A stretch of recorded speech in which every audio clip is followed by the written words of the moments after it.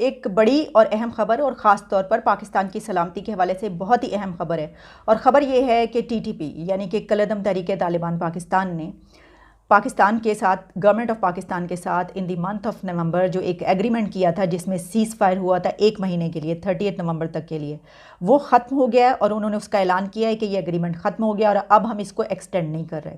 और सिर्फ यही नहीं, बल्कि नूर वली महसूद की तरफ से जो बयान सामने आया है उसमें ये भी कहा गया है कि अब उनके जंगजू एक मरतबा फिर, क्योंकि 12 बजे के बाद ये डेडलाइन ख़त्म हो जाएगी, तो फिर से पाकिस्तान पर हमला करना शुरू कर देंगे, हमलावर हो जाएंगे। यानी पाकिस्तान पर एक मरतबा फिर हमलों का आगाज़ कर देंगे। इससे पहले पाकिस्तान के कई इलाकों में, कबायली इलाके और ऐसे थे जहाँ पर उनकी दहशतगर्दी जारी थी। कई हमले वो कर चुके थे इससे पहले, अगर आप देखें इस सीज़ फायर से पहले। उन्होंने एक लेटर जारी किया है, इस प्रेस रिलीज़ और इस लेटर में बड़ी तफसील से उन्होंने जो उनके बीच गवर्नमेंट ऑफ पाकिस्तान और टीटीपी के बीच जो एग्रीमेंट हुआ उसकी तमाम क्लॉजेस शामिल हैं। उन्होंने यहाँ से नहीं बल्कि उन्होंने 2 डेकेड पीछे जाकर बात का आगाज़ किया। मैं आपको बताती हूँ कि क्या क्या है और इस एग्रीमेंट में दोनों के बीच क्या क्लॉजेस मौजूद थी और किन बुनियादों पर ये मुआहिदा हुआ। और इसके अलावा कि ये जो बात की गई है कि अब वहाँ से हमलों का आगाज़ होगा, तो ये एक बहुत ही अलार्मिंग न्यूज़ है।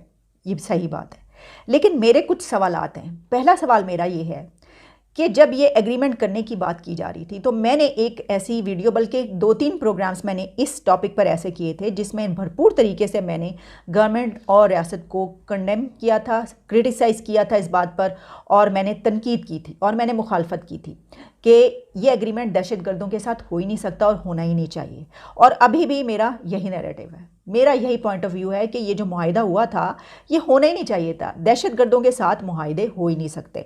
वो जो हम लाते हैं बहुत सारी मिसालें, इसने कर लिए, उसने कर लिए, उसने कर लिए। आपके तो 70,000 पाकिस्तानी मार दिए उन्होंने, जो कि आप ही का बयानिया है। तो जिसने 70,000 पाकिस्तानी मारे हों, जिसमें 20 से 25,000 फ़ौजी जवान हों आपके, उसमें तो उनसे मुआहिदा आप कैसे कर सकते हैं जिन्होंने कैसे कैसे मतलब खून के आंसू रुला दिया।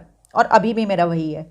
तो अब शायद शायद समझ आ रही हो कि ये जो लोग ये कहते थे कि ये मुआहिदा नहीं हो सकता, दहशतगर्दों से बातचीत नहीं हो सकती, आप क्यों कर रहे हैं ऐसे दहशतगर्दों से बातचीत, उन लोगों से पूछे बगैर, उन माओं से पूछे बगैर जो इससे मुतासर आए जिन। ये जो अब जारी बात है, जो अमन है वो डोल्ड्रम्स में चला गया। अब ये देखिए वो क्या कह रहे हैं, टीटीपी वाले क्या कह रहे हैं। वो कह रहे हैं जनाब कि जी जो गवर्नमेंट, जो इस्लामिक एमिरेट ऑफ अफगानिस्तान ने हमसे जो वादे किए थे, जो वो हेल्प करा रहे थे, तो उसमें दोनों हमने, टीटीपी और पाकिस्तानी गवर्नमेंट ने जो था मीडिएशन का रोल प्ले किया। आपको पता है इसमें हक्कानी नेटवर्क जो है, हक्कानी जो है, उन्होंने बड़ा इंपॉर्टेंट रोल प्ले किया था। और ये 1 महीने के लिए सीज फायर हुआ था जो कि नवंबर 1 से लेकर नवंबर 30 तक था। और जो गवर्नमेंट है उसने तकरीबन ये कहा जा रहा है कि गवर्नमेंट को कहा गया था कि 102 मुजाहिदीन जो उनके हैं वो छोड़े जाएंगे। और वो अब वो मेरा ख्याल है वो नहीं छोड़े गए, लेकिन ये सुनने में आ रहा है कि तकरीबन 12 मुजाहिदीन छोड़े गए जिनको डी रेडिकलाइज कहा जाता है। अब वो डी रेडिकलाइज किस तरह के डी रेडिकलाइज है ये हमें नहीं पता कि वो किस तरह के डी रेडिकलाइज है, लेकिन वो डी रेडिकलाइज थे। अब ये जो चीज है कि हमें इस चीज को कैसे देखना है कि आइंदा आने वाले दिनों के अंदर ये तो बहुत बड़ी इंसल्ट है कि एक ग्रुप जो है जिसके साथ आपने डायलॉग किया है वो उल्टा हमें कह रहा है कि आप, उसने हमारे साथ जो है वो मुज़ाकरात नहीं करने या उसने हमें इंगेज नहीं करना। और वो ग्रुप्स की अगर आप डिमांड देखें तो वो कह रहे हैं जी आप पाकिस्तान का कॉन्स्टिट्यूशन बदलें। वो कह रहे हैं कि गन पॉइंट के ऊपर हमें बदलेंगे। वो गन पॉइंट के ऊपर अपनी डिमांड्स एक्सेप्ट कराना चाहते हैं, वो शरीयत चाहते हैं, वो चाहते हैं कि हमारी जो डिमांड्स हैं उनको ऑनर करें आप। और अब वो कह रहे हैं जी कि जो गवर्नमेंट ऑफ पाकिस्तान है वो फेल हो गई है इन चीजों को देखते हुए।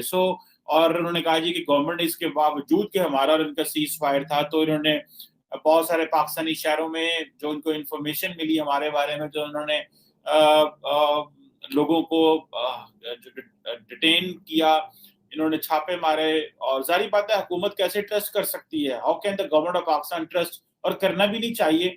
और किन इन ठगों से ट्रस्ट, इन ठगों के ऊपर ट्रस्ट करेंगे आप? ये ठग्स जो पहाड़ों में और पता नहीं कहाँ कहाँ दूसरे मुल्क में बैठ के और किसी तीसरे मुल्क से पैसा लेके पाकिस्तान पे हमले करते हैं, अब गवर्नमेंट ऑफ पाकिस्तान इन पे ट्रस्ट करेगी? और ये वो कह रहे हैं जी सीज फायर मुमकिन नहीं है, तो बिल्कुल सही है। गवर्नमेंट को ये हमारी हुकूमत को भी थोड़ा हमें ऑन बोर्ड लेना चाहिए कि ये जो अफगान तालिबान है, जिनके लिए पूरी दुनिया में हम इनकी एडवोकेसी कर रहे हैं, ये मुत्तकी साहब पाकिस्तान आए हुए थे और हम इनकी पूरी दुनिया में एडवोकेसी कर रहे थे कि भाई आप जो है वो हमें ये बता रहे हैं कि आज अफगान जो टीटीपी वाले हैं वो हमारे खिलाफ दोबारा खड़े हो गए हैं। ये मुत्तकी साहब, इनके लिए फॉरेन मिनिस्टर ब्रसल्स गए हुए थे, इनके लिए ओआईसी की कॉन्फ्रेंस बुलाई जा रही है और इनकी नाक के नीचे टीटीपी बैठी हुई है अफगानिस्तान, इनकी नाक के नीचे। बात की थी कि इन्होंने इमरान खान साहब ने या हमारी हमारी यहाँ स्टैब्लिशमेंट ने मिल के, क्योंकि ये फैसला कि अकेले कोई किसी पॉलिटिकल उसका तो होता नहीं है, इसमें स्टैब्लिशमेंट और जो पॉलिटिकल ये लीडरशिप होती है उनके फैसले होते हैं, तो बहुत बड़ी सी चेंज आई है। अगरचे उसमें पार्लियामेंट के ज़रिए बाज़ फैसले किए जाते हैं, कमेटीज़ के ज़रिए किए जाते हैं, तो ये इशू पाकिस्तान की ये पार्लियामेंट में डिस्कशन इस पर नहीं हुई और कभी भी नहीं हुई कि जनाब कि अगेन हमारा कौन से ब्लॉक में हमने जाना है, किसके साथ खड़े होना है, किससे हमारे क्या हमारे मफादात हैं। ये उस वक्त के प्राइम मिनिस्टर जो होते हैं और फिर हमारे आर्मी चीफ या हमारी उसमें DGISI वगैरह जो है, ये 3-4 बड़े लोग जो हैं, या नेशनल सिक्योरिटी का जो इदारा है हमारा यहाँ पे, तो उसमें बैठ कर इस पर डिस्कशन डिबेट करके मेजर पॉलिसीज़ के फैसले किए जाते। पार्लियामेंट को पाकिस्तान जैसे थर्ड वर्ल्ड मुल्कों में इतनी इंपॉर्टेंस नहीं दी जाती कि आप बताएं जी कि जनाब कि हमें क्या करना चाहिए। मैंने तो कोई बहुत बड़ी डिबेट यहाँ पर कभी नहीं सुनी कि पाकिस्तान के ये फॉरेन ऑफिस के या पाकिस्तान की एक डिप्लोमेटिक इस पर पॉलिसीज़ क्या होनी चाहिए। हाँ, ब्रीफिंग उसमें कमेटीज़ वगैरह में जैसे मैंने कहा वहाँ मेम्बरान वगैरह होते हैं दोनों उसको। अदरवाइज़ एक ही दफ़ा यहाँ बहस हुई थी जो मुझे याद पड़ता है रिसेंटली, अगर देखें जब उन्हें सऊदीज़ ने इनसे पाकिस्तान से फ़ौजें मांगी थी यमन क्राइसिस के लिए, तो उस वक्त नवाज शरीफ साहब ने अपनी जान छुड़वाने के लिए तो वो पार्लियामेंट में ले आए तो करारदाद पेश करवा दी थी कि जी कि हम नहीं भेज रहे। वो बहुत बड़ा एक बड़ी उसमें शिफ्ट थी जो उस वक्त हमें नज़र आई थी। तो उसके बाद मुझे जैसे मैंने कहा बहुत बड़ी चेंजेस आ रहे हैं। तो इमरान खान साहब हों वो या इससे पहले वाली हुकूमतें जो हैं, इस तरह के मसाइल को इश्यूज़ को वो पर्सनल लेवल पर डील कर लेते हैं, बड़े बड़े लोगों से जो भी उन्होंने करना हो, फ़ायदा नुकसान यकीनन वो देखते होंगे।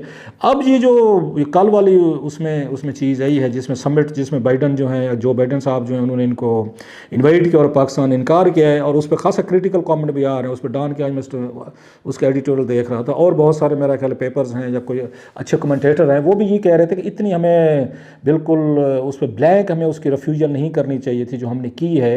आप अगर खुद नहीं जा रहे थे तो आप अगर प्राइम मिनिस्टर नहीं जा रहे थे तो फिर उसके बाद किसी और को मिनिस्ट्रियल लेवल पे भेजा जा सकता है, शाह महमूद कुरैशी साहब को भेजा जा सकता था कि आप जो है वहाँ पर रिप्रेजेंट करें पाकिस्तान को। चलो आपके प्राइम मिनिस्टर नहीं जाना चाहते, या एक व्यू ये भी था कि प्राइम मिनिस्टर ऑफ पाकिस्तान को जाना चाहिए था। और जो उन्होंने अपनी बातें की हैं या जो हमारी पाकिस्तान की रिजर्वेशन हैं कि कोल्ड वार इरा शुरू हो रहा है और कैसे चाइना, रशिया और दीगर ममालिक जो हैं उनको इससे आउट किया गया है, तो क्यों को आप उनको क्यों साथ लेकर नहीं चल रहे थे। सो वो सारी रिजर्वेशन फोरम था उनके प्राइम मिनिस्टर के पास, ये जाते और तमाम की मौजूदगी में बैठ कर सारी वो बातें करते और सुनाते तो ये बेहतर होता है। मतलब ऑप्शन ये है, ये सारी उस पर डिस्कशन जो हो रही है कि आपने वहीं खड़े होकर चाइना या रशिया की अगर आपने बात करनी थी तो आप वहाँ पे कर लेते, ताइवान के या उस पर मसले पे भी आप बात कर सकते थे चाइना के साथ जिस तरह का हमारा रिलेशनशिप है। सो इस पर अगर मिक्सड और इस पर डिवाइडेड ओपिनियन है, एक नहीं जनाब को बड़ा क्लियर स्टांस लिया, ठीक है बस दोस्तें यारें जो है ना बड़ी क्लियर होनी चाहिए और आपकी दुश्मनियाँ भी क्लियर होनी चाहिए। तो हमने कोशिश तो की है जी हम बड़े न्यूट्रल हैं, लेकिन न्यूट्रलिटी इससे नज़र मेरा ख्याल है ये अफेक्ट होगी। न्यूट्रलिटी अगर हमने दिखाई भी है, बहरहाल वो जिन्होंने जैसे मैंने कहा फैसला किया है वो ठीक ही होगा। अब सवाल ये है 2-3 कि क्या प्राइम मिनिस्टर ऑफ पाकिस्तान जो है इमरान खान साहब जब से आए हैं, क्योंकि इमरान खान साहब के बारे में इनको क्या वो सारी मैं पहले बात कंप्लीट करूं, इनको ठीक एडवाइस दी जा रही है। एडवाइस देने वाले 3 मतलब इदारे होते हैं मोस्टली जो आपको एडवाइस करते हैं प्राइम मिनिस्टर ऑफ पाकिस्तान को।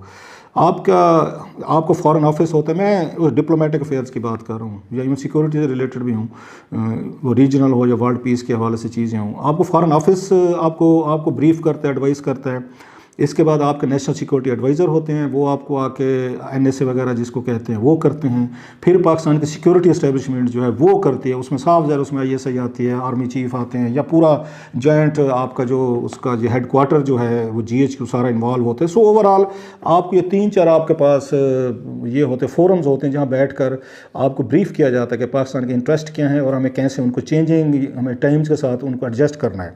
सवाल यह है कि क्या प्राइम मिनिस्टर ऑफ पाकिस्तान जो है अगर इनको हम देखें, इनको ठीक एडवाइस किया जा रहा है और जो स्टेप्स लिए जा रहे हैं वो ठीक डायरेक्शन में है, उसका पाकिस्तान को फ़ायदा होगा। और जो हम नए दोस्त बना रहे हैं या नए ब्लॉक्स में जा रहे हैं या हमारा ख्याल है कि हम उसमें न्यूट्रल हैं, तो ये सारे सही फैसले हैं। मेरी कुछ इस पर थोड़ी सी कोई डिफरेंट इस पर टेक है।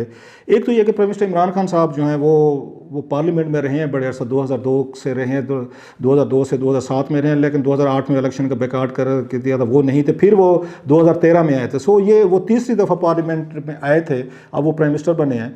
तो ये कभी किसी कमेटी में नहीं गए, ये किसी कमेटी, स्टैंडिंग कमेटी का हिस्सा ही नहीं थे। उस वक्त भी हम कहते थे कि आपको जाना चाहिए, फॉरेन अफेयर्स की कमेटी में बैठे हैं, वो फाइनेंस की में बैठे हैं, आपको प्लानिंग में बैठना चाहिए, पब्लिक अकाउंट्स कमेटी में बैठना चाहिए, ताकि आपको गवर्नेंस रिलेटेड इश्यूज़ की समझ आनी चाहिए।